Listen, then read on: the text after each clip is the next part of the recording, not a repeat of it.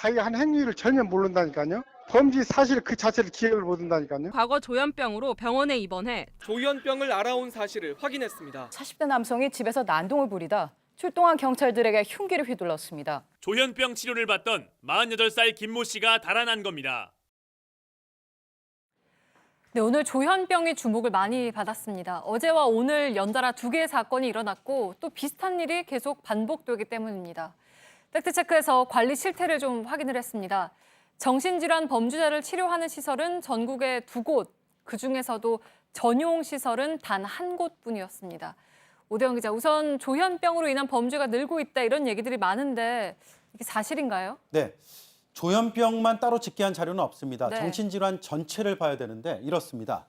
가장 최신 통계가 2016년까지입니다. 전체 범죄에 비하면 극히 적지만 숫자 자체가 늘고 있습니다. 네. 흉악범죄, 살인, 강도, 방화, 성폭력은 2012년에 540명이었는데 그 뒤에 632명, 731명, 781명, 그리고 847명으로 늘었습니다. 네, 그러니까 조현병 때문인지는 알 수는 없지만 정신질환자들의 범죄는 계속 늘고 있다라는 맞습니다. 거잖아요.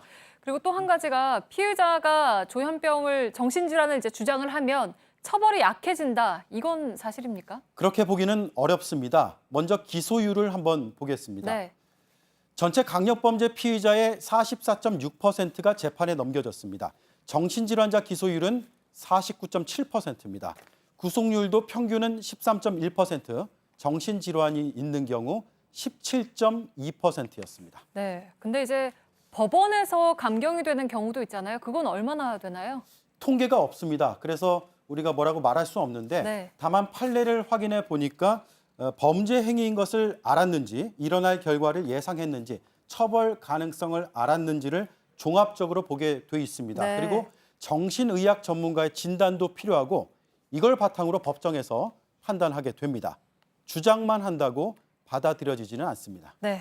그리고 재범률도 좀 보면 이번에 경찰이 흉기로 찌른 그 조현병 환자도 사실 전력이 있었잖아요. 네. 어떻습니까? 정신질환이 있는 범죄자가 보호관찰 없는 범죄자가 네. 보호관찰 기간 중에서 다시 범죄를 저지르는 비율을 먼저 보겠습니다. 2016년 기준으로 5.7%로 집계가 됐습니다.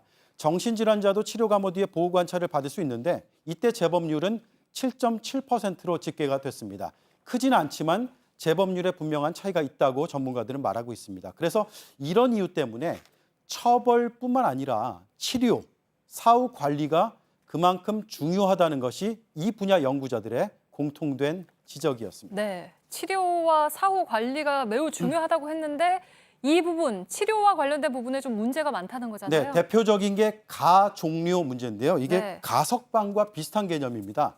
정해진 치료 감호 기간보다 먼저 출소를 시키는 건데 취지는 치료가 빨리 끝나면 일찍 사회로 복귀시키자는 것입니다. 잘 활용만 된다면 긍정적인 효과도 기대가 됩니다. 다만 국책연구기관을 비롯해서 전문가들은 치료가 완전하지 않은 상태에서 감호소를 나가는 경우가 꽤 있다고 진단을 네. 합니다.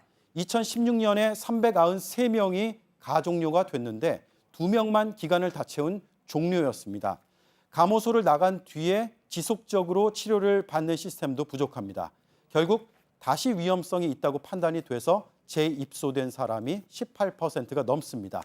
이에 대해서 법무부의 입장을 들어봤습니다. 치료 감호와 보호 관찰을 병행할 수 없었던 제도 때문이다. 이렇게 설명을 했습니다. 네. 근데 그 시설하고 인력이 턱없이 부족하다 이런 문제도 있잖아요. 네. 국내 치료 감호 시설은 2곳뿐입니다. 네. 그런데 이 가운데서도 전용 치료 감호소는 한 곳이고 나머지 한 곳은 전체 병원의 병동 1개만 빌려 쓰고 있는 실정입니다. 77개를 보유한 독일을 비롯해서 주요국에 비해 많이 부족합니다. 인력도 의사 1인당 담당해야 하는 대상자가 70명을 넘습니다. 일본은 8명, 네. 독일은 20명 이하입니다. 조현병은 치료가 잘 이루어지기만 한다면 범죄 가능성을 크게 줄일 수 있다는 것이 조현병 학회 등 연구자들의 공통된 견해입니다. 법무부는 연말까지 의료 인력과 면적을 늘려서 과밀화를 줄이겠다고 답했습니다. 네. 오대영 기자였습니다.